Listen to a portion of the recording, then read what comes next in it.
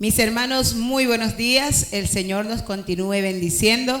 Esta mañana es una mañana para adorar a nuestro Rey, a nuestro Salvador Jesucristo, al que lo es todo, al quien lo llena todo. A ti, Señor, sea la gloria, la honra por los siglos de los siglos. Gracias por tu presencia, Señor, porque tu presencia es mejor que la vida. Nuestros labios te alabarán. Cristo Jesús, eres mi plenitud. Cristo Jesús, eres mi plenitud. Cristo Jesús, eres mi plenitud. Cristo Jesús, eres mi plenitud.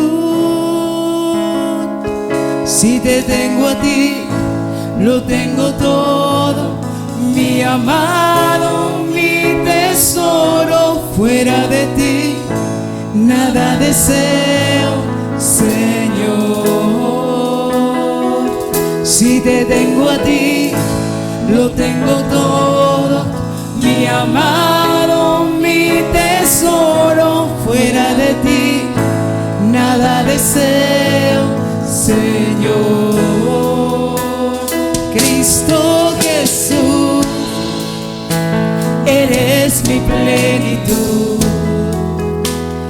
Cristo Jesús, eres mi plenitud. Cristo Jesús, eres mi plenitud. Cristo Jesús, eres mi plenitud. Y si te tengo a ti, lo tengo todo, mi amado, mi tesoro. Fuera de ti, nada deseo, Señor. Si te tengo a ti, lo tengo todo, mi amado, mi tesoro. Fuera de ti, nada deseo, Señor. Cristo Jesús, eres mi plenitud. Cristo Jesús, eres mi plenitud. Cristo Jesús, eres mi plenitud. Cristo Jesús, eres mi plenitud. Y si te tengo a ti, lo tengo todo, mi amado, mi tesoro. Fuera de ti, nada deseo, Señor. Si te tengo a ti, lo tengo todo, mi amado, mi tesoro. Fuera de ti, nada deseo, Señor. Si te tengo a ti, lo tengo todo, mi amado, mi tesoro. Fuera de ti, nada deseo, Señor. Si te tengo a ti, lo tengo todo, mi amado, mi tesoro. Fuera de ti, nada deseo, Señor. ¿A quién iremos sino a ti, Señor? Solo tú tienes palabras de vida eterna. Solo tú, Señor, lo llenas todo. Y sabemos que mientras adoramos tu nombre, mientras te alabamos a ti, Señor, suceden cosas maravillosas.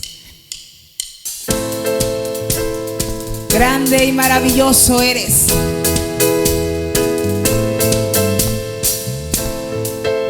Cuando el pueblo alaba a Dios suceden cosas maravillosas. Cuando el pueblo alaba a Dios suceden cosas maravillosas. Hay sanidad, liberación, se siente la bendición. Hay sanidad, liberación, se siente la bendición. Y cuando el pueblo alaba a Dios suceden cosas maravillosas. Cuando el pueblo alaba a Dios suceden cosas maravillosas. Hay sanidad, liberación, se siente la bendición. Hay sanidad, liberación, se siente la bendición. Aquí se siente la presencia de Dios. Aquí se siente la presencia de Dios. Yo siento el fuego del Espíritu Santo. Siento el fuego del Espíritu Santo. Yo siento gozo, yo siento paz, yo siento el amor que Dios me da. Yo siento gozo, yo siento paz, yo siento el amor que Dios me da. Aquí se siente la presencia de Dios. Aquí se siente la presencia de Dios. Yo siento el fuego del Espíritu Santo. Yo siento el fuego del Espíritu Santo. Yo siento gozo, yo siento paz, yo siento el amor que Dios me da. Yo siento gozo, yo siento paz, yo siento el amor que Dios me da. Y la alabanza a Dios cambia las cosas. La alabanza a Dios cambia las cosas. Y la alabanza a Dios cambia las cosas.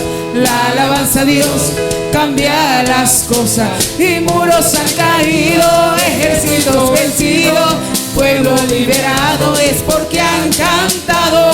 Y pruébalo y verás, pruébalo y verás. La alabanza a Dios cambia las cosas. Y la alabanza a Dios cambia las cosas. La alabanza a Dios cambia las cosas. La alabanza a Dios cambia las cosas. La alabanza a Dios cambia las cosas. Y muros han caído, ejércitos vencidos, pueblo liberado y es porque han cantado. Pruébalo y verás, pruébalo y verás. La alabanza a Dios cambia las cosas. Y muros han caído, ejércitos vencidos, pueblo liberado y es porque han cantado. Pruébalo y verás, pruébalo y verás. La alabanza a Dios cambia las cosas.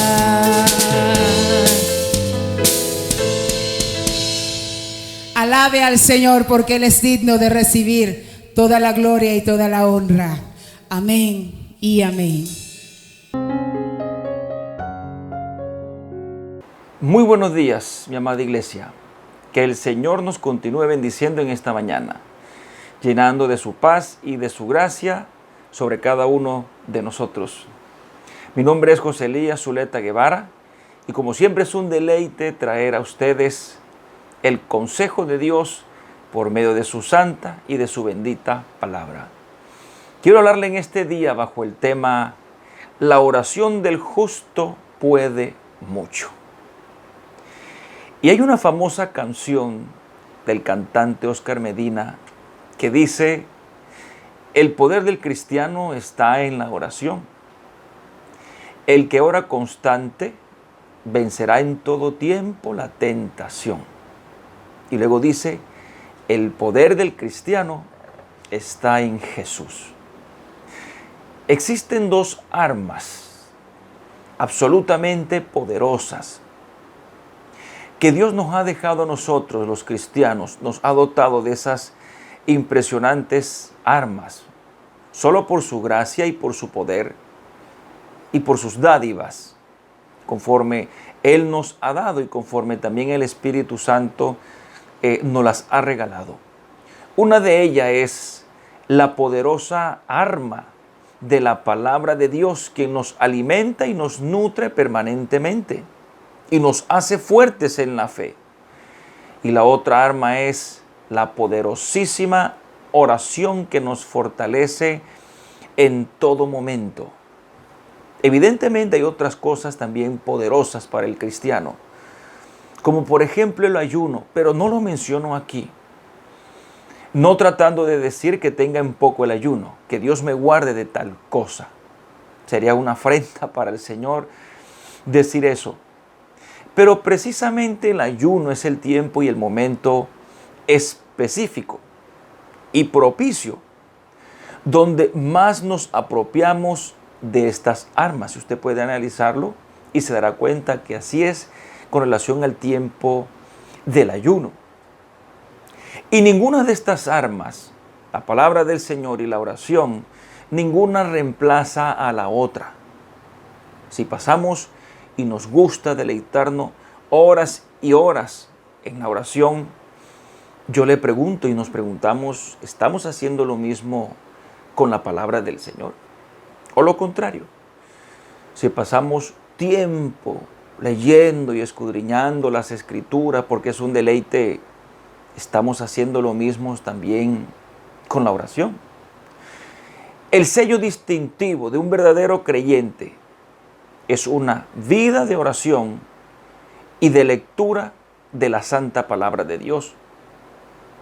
La oración en realidad no es información de nuestra parte a Dios, ni mantenerlo al tanto de las cosas que nos están sucediendo, aunque por lo general lo hacemos, porque Dios todo lo sabe, de manera absoluta, de manera intrínseca, por su propia naturaleza. Orarle a Dios no es informarle a Dios.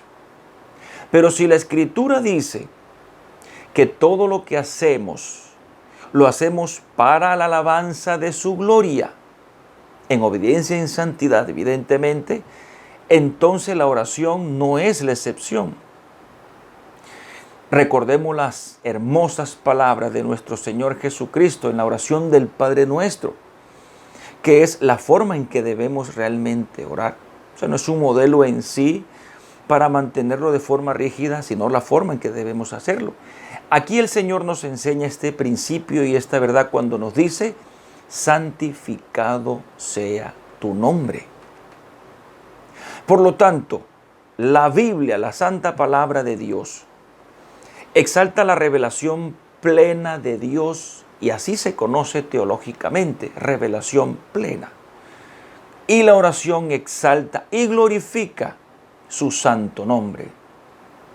Quiero invitarlos, amada iglesia, a que abran sus Biblias en la carta, en la epístola de Santiago, capítulo 5, versículo 16.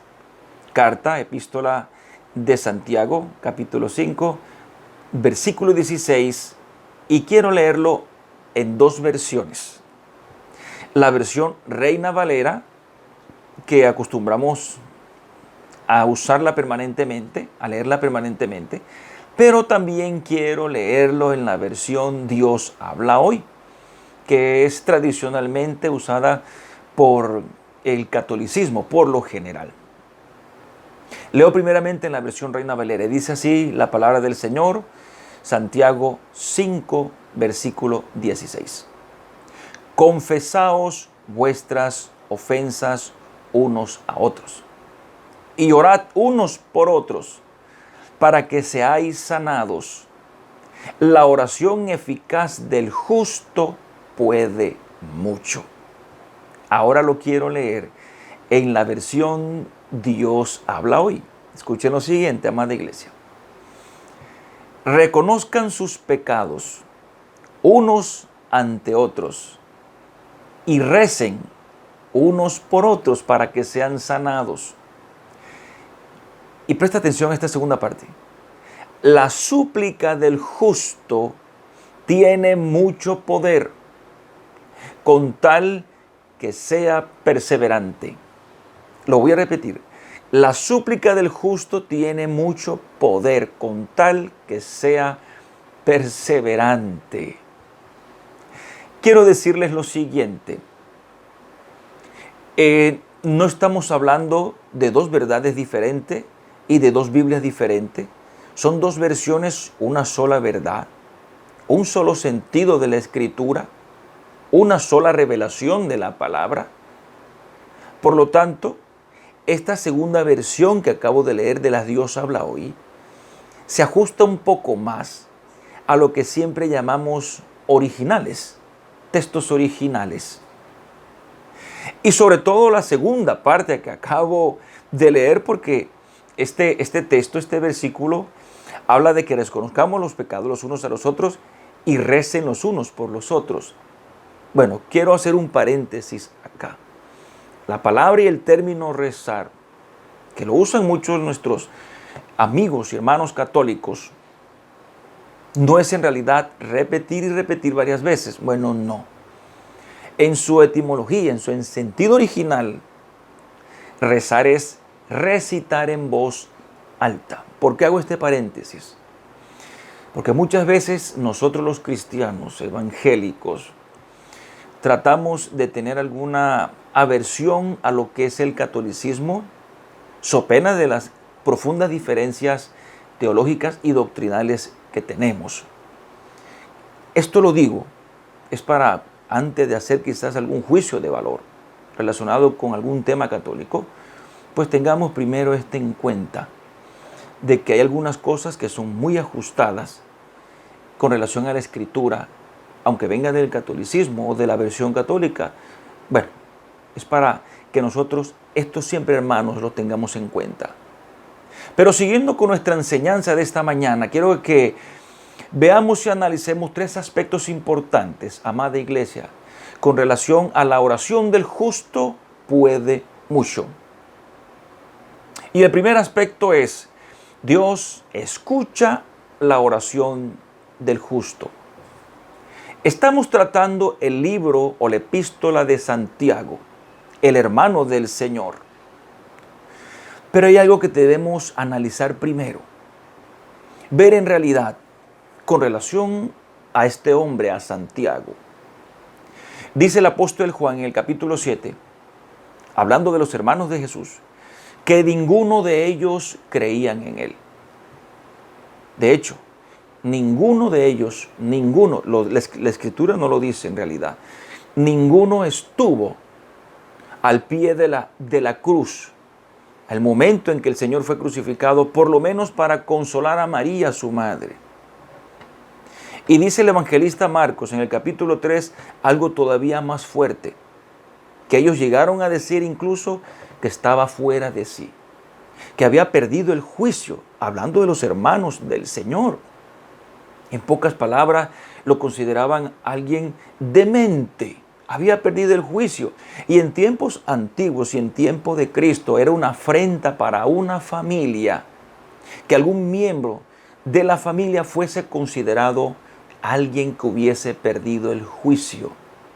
Esta familia hubiese sido señalada para el resto de su vida. A veces incluso la familia, cuando eran juzgadas de esa manera, acostumbraban preferiblemente enviar un miembro de la familia fuera de ese contorno, de esos entornos, para no ser señalado de esa manera por alguien que había perdido el juicio según las demás. Y yo pienso en Santiago, el hermano del Señor. Y me imagino algunas personas preguntándole y diciéndole, Santiago, ese que anda diciendo por allí, que sí, que un camino, una verdad, que es la vida, que ha venido del cielo, que es el Hijo de Dios y Dios mismo, ese es tu hermano. Y quizás imagino a Santiago con vergüenza, diciendo, no lo es. La Escritura es clara y es enfática. No creían en él y decían más bien que estaba fuera de sí. Pero nadie, amada iglesia, nadie en esta tierra, en la historia, que haya tenido un encuentro real con el Cristo vivo y resucitado, vuelve a ser el mismo. Su vida cambia rotundamente.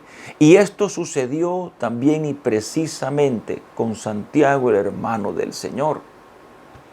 Pablo, cuando escribe la carta a los Corintios, dice, hablando de Santiago, que vio al Cristo resucitado.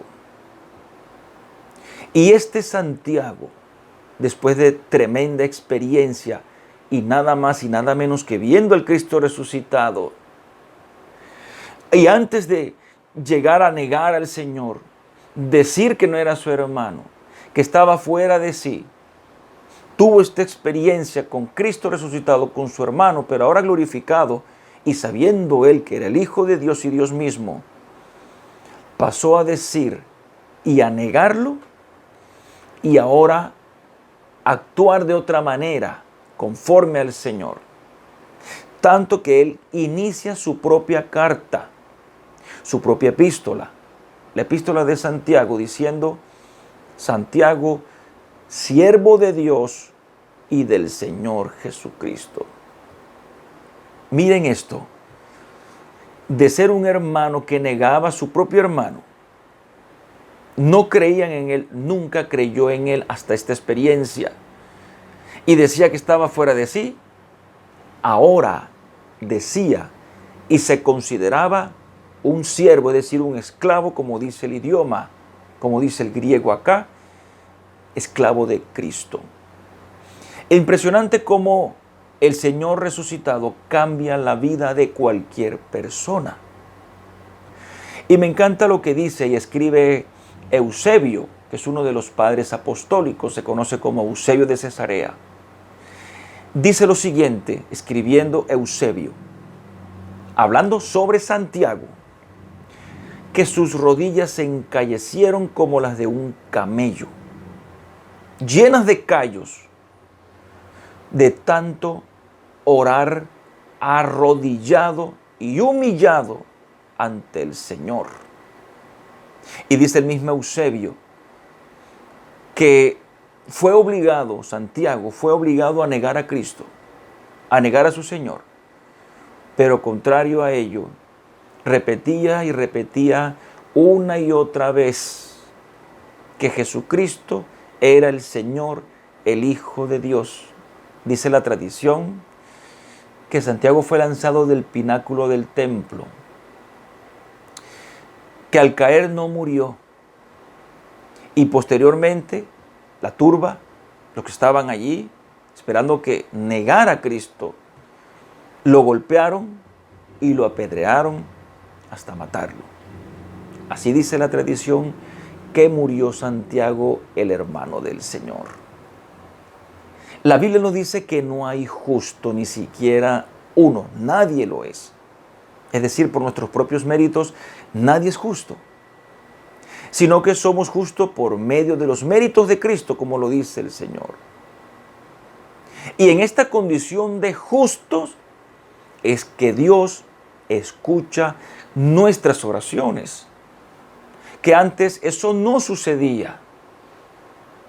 Santiago, el hermano del Señor, que precisamente le llamaban el justo, así se le conocía, nos dice en el versículo 15 de este capítulo 5 que estamos tratando, que la oración de fe salvará al enfermo, y el Señor, indicando un escuchar y un obrar de parte de Cristo, y el Señor lo levantará.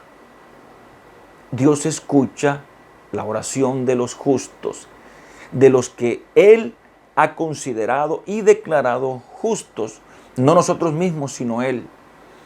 Y me encanta lo que dice el Salmo 66, que es una exaltación de David. Es una gratitud individual y colectiva precisamente por esto, por haber escuchado y por manifestar esos hechos poderosos en favor de Israel. Y escribe David, dice: ciertamente me escuchó Dios y atendió la voz de mi súplica. Dios nos oye, amada iglesia. No hay manera que Dios sea indiferente a nosotros, porque ya nos ha declarado justos.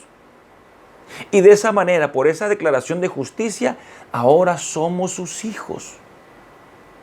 ¿Qué padre, siendo justo, siendo bondadoso, qué padre no escucha a su hijo? Por supuesto que lo escucha. ¿Cuánto más, como dicen dentro de la enseñanza de el Señor Jesucristo, que repite muchas veces la palabra en el Sermón del Monte, cuánto más no va a ser Dios, que es justo, a nosotros, sus hijos, que ahora nos ha declarado justos. Y de esta manera llegamos a nuestro segundo punto. Y quiero leerlo exactamente como dice la versión Dios habla hoy. La oración del justo tiene mucho poder. Y el apóstol Pablo, en la carta a los Romanos, nos enseña que el Evangelio es poder de Dios para salvación. En esencia es poder. Y a lo largo de toda la Escritura, de principio a fin, si podemos contemplar uno de los maravillosos atributos de Dios que nos puede dejar asombrados, pero porque el mismo Dios puede usarlo para efectos benéficos y providenciales, como esos portentos que Dios usó para liberar a Israel de Egipto, pero al mismo tiempo los usó como castigo y juicio. Esos mismos portentos de los que estoy hablando fueron un juicio de Dios para la tierra de Egipto, que causó destrucción y muerte, y para el pueblo de Israel fueron beneficios y providencia de Dios para liberarlos de la esclavitud. Y si uno de esos grandes atributos nos puede dejar muchas veces sorprendidos a nosotros, es precisamente la omnipotencia de Dios. Porque es algo incalculable, es algo infinito, no cabe realmente en el pensamiento humano. Saber que un ser absolutamente eterno trajo todo a la existencia solo hablando, nos deja en realidad perplejos. Pero este mismo poder que emana de Dios hace parte y está dentro de estos recursos espirituales que Dios nos ha dejado dentro de la poderosísima arma de la oración. Y si somos cristianos fieles y verdaderos, reales hijos de Dios, que hemos nacido de nuevo, entonces tenemos poder. Y tenemos un poder que Dios nos ha dado. El mismo Señor Jesucristo, Dios mismo, nos dijo que íbamos a recibir poder cuando vendría sobre nosotros el Espíritu Santo, es decir, Dios el Espíritu Santo. Y no solamente ha venido sobre nosotros, amada iglesia, sino que vive en nosotros. Dice el extraordinario y conocido predicador bautista Charles Spurgeon, hablando de la oración, que es el mayor poder del universo entero. Y saben que sí, amada iglesia, realmente pienso que es así. Porque la oración mueve el poder de Dios. En pocas palabras, la oración mueve al mismo Dios, quien actúa conforme a su voluntad. Y Spurgeon dicen que no hay un poder más grande en todo el universo, porque no hay nada ni nadie más poderoso que Dios en todo el universo. Y la oración mueve, el poder de Dios mueve al mismo Dios. Y Santiago nos invita a orar con fe por los enfermos, como nos habla en su epístola, en el nombre de Jesús, que es bajo su voluntad y bajo su dominio, y el Señor lo levantará. Hace quizás unos 15 días fuimos enseñados acerca de la fe, de las virtudes de la fe, de la importancia de la fe, de lo enorme que es la fe dentro de la iglesia del Señor. Y quiero que escuche este muy breve consejo que le voy a decir y muy breve testimonio que quiero comentar con ustedes. Conozco una hermana que ella todavía vive, el Señor la usa poderosamente en la oración. Y en cierta oportunidad una joven se le acercó a esta hermana para que orara por ella porque tenía un problema muy grave en su vesícula. Ya le habían dado un reporte médico para cirugía. Estaba quizás unos 2 o 3 días de que la operaran porque la inflamación de la vesícula era demasiado. No soportaba el dolor, la inflamación era muy grande y ya era inminente su cirugía. Y como dicen muchos por ahí, no fue que me dijeron, yo lo vi.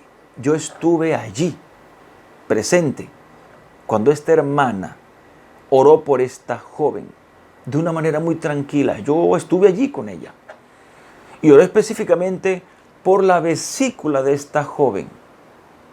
Y amada iglesia, al día siguiente, o creo que a los 2 días, esta joven se presentó nuevamente al médico.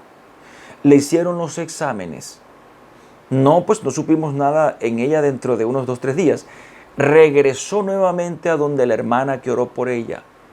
Le mostró los nuevos exámenes que decía que la vesícula estaba totalmente desinflamada. El médico, el especialista, le dijo a la joven que no podía entender, no podía creer cómo sin medicamentos y sin nada la vesícula había desinflamado.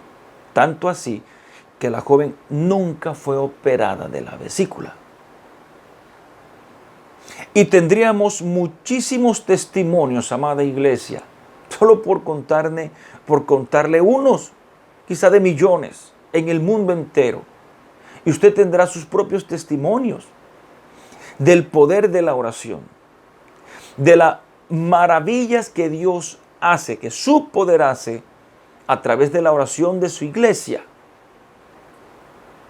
Dios nos insta, amada iglesia, nunca dejar de orar, nunca, porque nunca Dios dejará de mostrar su poder por medio de la oración de su iglesia. Y por último, el tercer punto que quiero que consideremos, amada iglesia, en esta mañana es perseverantes en la oración. Tercer y último punto, perseverantes en la oración. Vuelvo y retomo textualmente lo que dice la versión Dios habla hoy.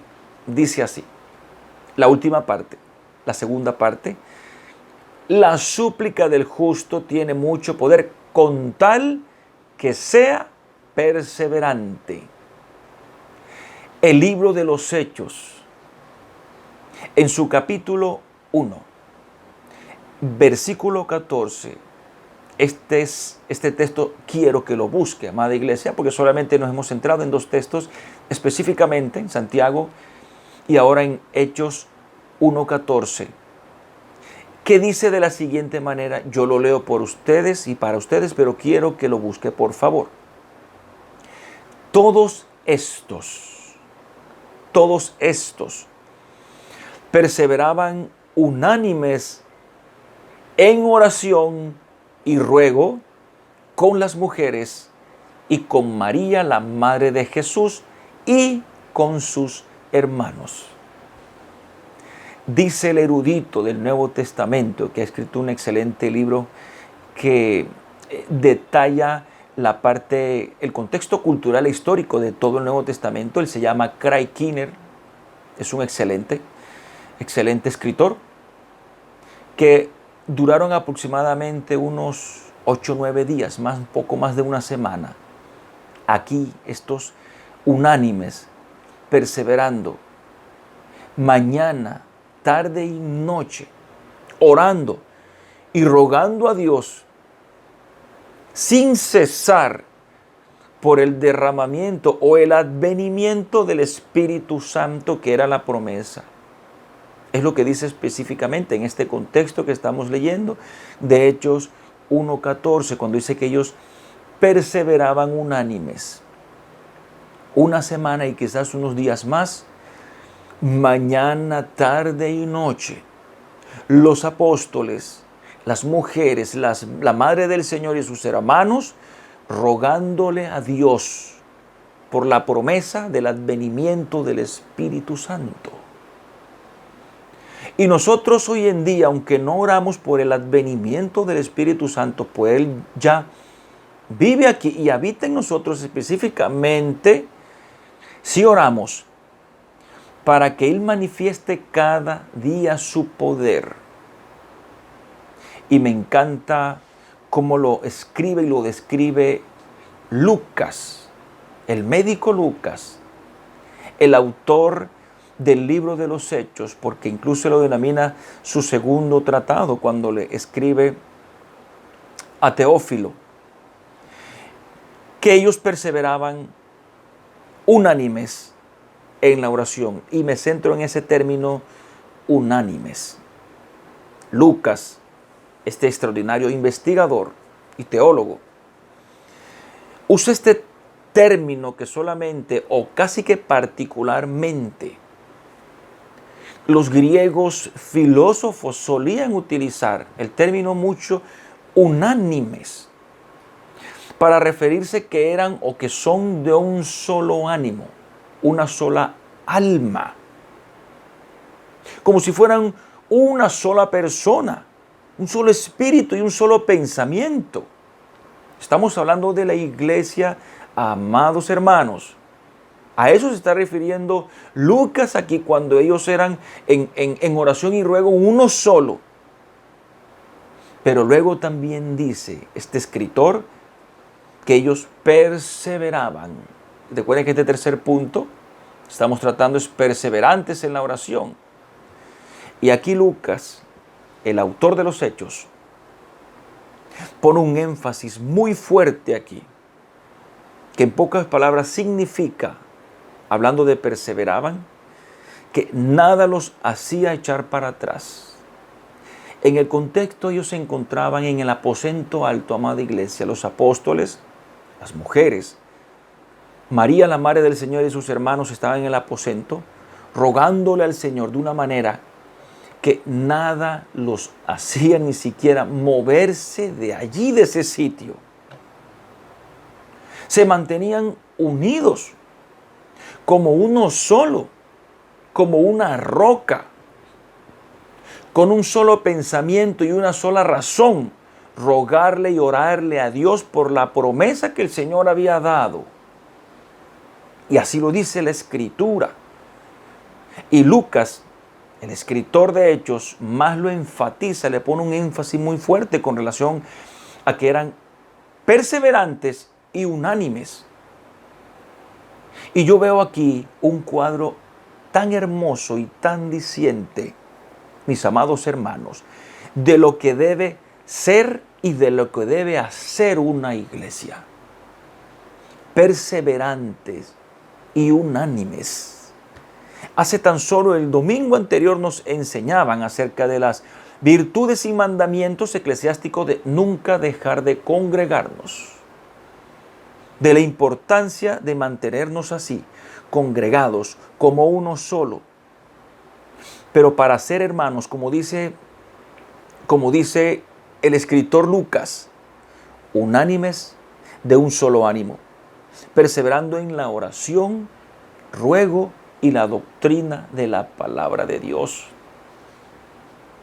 Y el mismo Lucas, pero ahora en el capítulo 8, no lo busque porque solamente lo tomo como referencia, hace un especial énfasis cuando él escribe su evangelio, hablando del mismo escritor de los Hechos, cuando hace y escribe su evangelio. En este capítulo enfatiza de estas mujeres que acompañaban a nuestro Señor Jesucristo en su ministerio terrenal. Y así lo dice el capítulo, mujeres que acompañaban al Señor. Y ahora en este segundo escrito, en el libro de los Hechos, en el capítulo que estamos tratando, toma la misma tendencia con relación a las mujeres, pero ahora dentro de la era eclesiástica y del nacimiento de la iglesia. Esto nos da a entender, amados hermanos, que no hay forma de ignorar o de invisibilizar la figura y la labor de la mujer. No solo dentro del ministerio terrenal de nuestro Señor Jesucristo, sino dentro del nacimiento y surgimiento de la iglesia.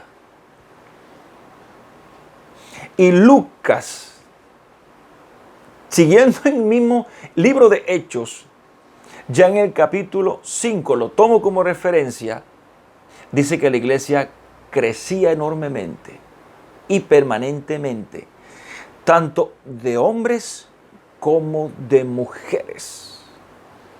Resaltando aquí, amada iglesia, la importancia capital del papel de la mujer dentro de la iglesia, dentro del cristianismo. Porque ellas no solo también predican y llevan el santo evangelio del Señor, sino que llevan también el cariño y la ternura que es patente dentro del evangelio de Cristo. Hay un hermoso libro que se llama El poder de la mujer que ora, de la escritora Stormy Omartian, una escritora americana. Ella tiene varios libros, tiene otro que se llama El poder de la madre que ora, e incluso tiene uno que se llama El poder del esposo que ora. Y este énfasis intencional de Lucas, de este extraordinario escritor, el autor de uno de los más maravillosos evangelios y el autor del libro de los Hechos. Si Hechos no existiera, no supiéramos realmente cómo fue el nacimiento de la iglesia y cómo adquirió ese poder que Dios le dio. Y esta intención tremenda que Lucas hace aquí, no solamente de los apóstoles, sino también de las mujeres, revela esa importancia igual, tanto de hombres como de mujeres ante Dios dentro de su iglesia. Igual importancia ante Dios. Y el mismo escritor señala incluso a María, la madre del Señor, como sierva, al igual que las otras mujeres.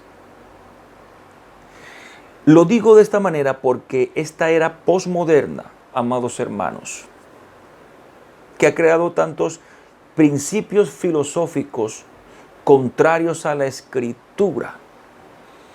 Tiene uno de ellos muy posmoderno, muy actual, que lo que busca es desdibujar la mujer intentando igualarla al hombre y en el peor de los casos ponerla en pugna contra el hombre como una especie de guerra, como lo es el feminismo, que incluso ha permeado las mismas algunas iglesias. Cuando ya nosotros como iglesia sabemos que el mismo Dios desde el principio nos ha creado con pertinentes diferencias y similitudes delante de Dios y delante de la sociedad. Concluimos rotundamente que la mujer no es el hombre, ni el hombre es la mujer. Y desde luego que el Señor ha empoderado a la mujer, porque es un término que se escucha mucho actualmente. Pero desde el punto de vista feminista, que es el filosófico humanista antibíblico, que es un terrible error. Lo que sí podemos decir en contra de este principio filosófico es que Dios sí ha empoderado a la mujer, pero porque la ha llenado de su poder, para que lo haga manifiesto dentro de sus oraciones, como dice el escritor Stormy Omartian, y dentro de la predicación de la palabra de Dios. Y retomo lo que dice el evangelista e historiador Lucas en Hechos 1:14, que dice que todos perseveraban unánimes en oración con las mujeres, con María, la madre del Señor, y resalto esta última parte, y con sus hermanos. Y Lucas, como buen investigador, aunque aquí no lo dice, aquí él no lo manifiesta, pero cuando hacemos una investigación exhaustiva, amados hermanos, amada iglesia, de lo que está escribiendo el evangelista y el historiador Lucas en el libro de los Hechos, cuando habla de que ellos perseveraban, estaban también las mujeres, María, la madre del Señor, y sus hermanos, tenemos que tener en cuenta que cuando Él nos habla de aquellos hermanos, sin duda alguna, dentro de este grupo, en el aposento alto, rogando, pidiéndole al Señor el advenimiento del Espíritu Santo, la promesa, se encontraba nada más y nada menos que Santiago, el hermano del Señor, el mismo que tiempo atrás lo había negado, que tiempo atrás nunca había creído en él y que tiempo atrás había dicho que estaba fuera de sí, ahora se encontraba con los apóstoles mañana, tarde y noche, y otros de sus hermanos y su mamá María, rogándole a quien él en su momento había negado y ahora era su Señor, y él se consideraba su siervo. Este mismo Santiago, acompañado de estas personas acá, en el aposento alto, y que luego iba a reconocer la tradición como quizás de los únicos apóstoles, pues lo dice así la tradición, que volvió sus rodillas callos. Se dice que caminaba encorvado por culpa de la afectación de las rodillas, callosas, un poco deterioradas sus rodillas de tanto orar y rogarle a Cristo resucitado que él también vio y que tuvo experiencia con él.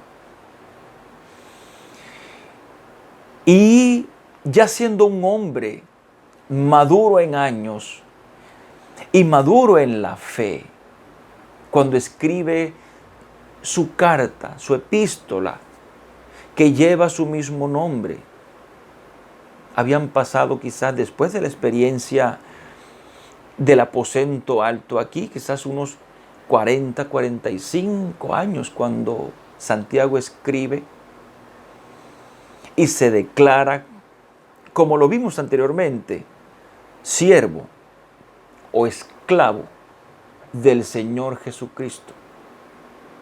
Y ese es el mismo Santiago que hoy nos enseña que la oración del justo puede mucho, que debemos orar con fe, que debemos esperar la respuesta del Señor.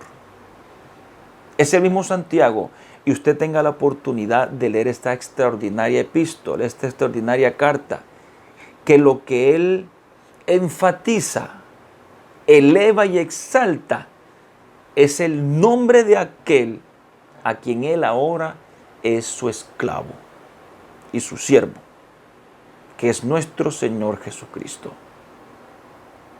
Y concluyo con lo siguiente, amada iglesia. La palabra del Señor nos ha enseñado en esta mañana que debemos orar con fe, que nuestras oraciones son poderosas en Dios, que Él actúa conforme a su voluntad y que hemos recibido poder de parte del Espíritu Santo por medio de la promesa que el mismo Señor nos ha dado.